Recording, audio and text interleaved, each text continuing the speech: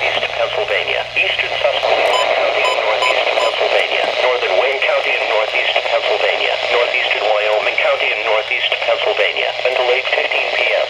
At 7:08 p.m., National Weather Service Doppler radar indicated a severe thunderstorm capable of producing destructive winds in excess of 70 miles per hour. This storm was located near Gibson and moving east at 40 miles per hour.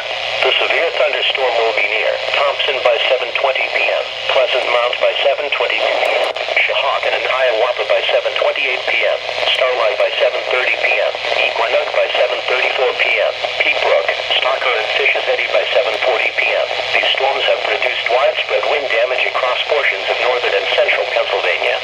When you can do so safely, please report hail or damaging winds to the National Weather Service by calling toll-free at 1-888-603-1402 or by email at bgm.stormreport@noaa.gov. If you are in the path of this storm, seek shelter indoors and stay away from windows.